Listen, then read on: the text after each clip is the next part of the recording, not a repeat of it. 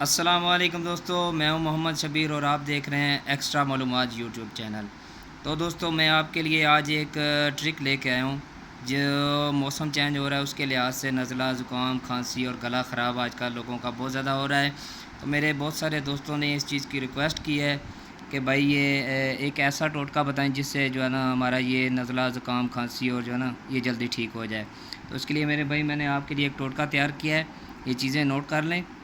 میں نے لکھ کے بھی رکھی ہوئی ہیں لیکن ویڈیو میں آپ کو صحیح طریقہ کار بتاتا ہوں۔ یہ پہلے نمبر پہ ہے ادرک، ٹھیک ہے، حسب مقدار آپ نے ادرک لے لینی ہے۔ دوسرے نمبر پہ ہے کالی مرچ، کالی مرچ آپ نے 2 عدد لینی ہے۔ اور تیسرے نمبر پہ ہے دارچینی، دارچینی آپ نے وہ بھی 2 عدد لے لینی ہے، مطلب جس کو ہم سنیمن بولتے ہیں نا، دارچینی ہم اپنی زبان میں بولتے ہیں۔ اور چوتھے نمبر پہ ہے شہد، خالص شہد، خالص شہد اگر آپ کو مل جائے تو وہ بہت زیادہ اچھا ہے، نہیں تو کوئی اچھی سی کمپنی کا بازار سے، دکان سے آپ شہد لے سکتے ہیں، ٹھیک ہے، وہ آپ نے استعمال کرنا ہے 2 چمچ۔ اچھا، یہ 4 چیزیں ہو گئی۔ اس کو پھر آپ نے تیار کرنے کا طریقہ کار میں آپ کو بتاتا ہوں بھائی۔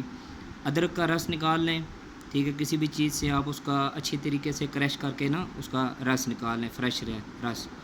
اور اس کے بعد آپ نے کالی مرچ اور دارچینی کا پاؤڈر بنانا ہے، ٹھیک ہے، ان دونوں چیزوں کا آپ نے پاؤڈر بنا لینا ہے۔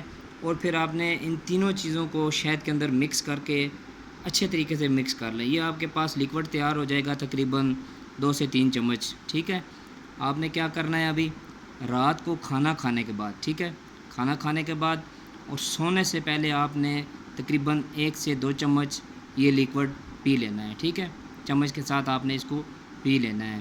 اس کے بعد اس چیز کا خاص خیال رکھنا ہے آپ نے کہ اوپر سے کوئی بالکل ٹھنڈا پانی یا پھر اس طرح کی کولڈ ڈرنک وغیرہ کچھ بھی نہیں کھانا پینا، ٹھیک ہے میرے بھائی۔ یہ آپ میرے خیال سے تقریباً 1 سے 2 دن استعمال کریں، انشاءاللہ اللہ تعالیٰ نے اگر چاہا نا تو میرا بھائی یہ بالکل آپ کو آرام آ جائے گا، اس چیز سے بالکل آپ فائدہ ہوگا انشاءاللہ، ٹھیک ہے میرے بھائی۔ ویڈیو اگر اچھی لگے تو ضرور سبسکرائب کریں اور اپنا خیال رکھیں۔ السلام علیکم۔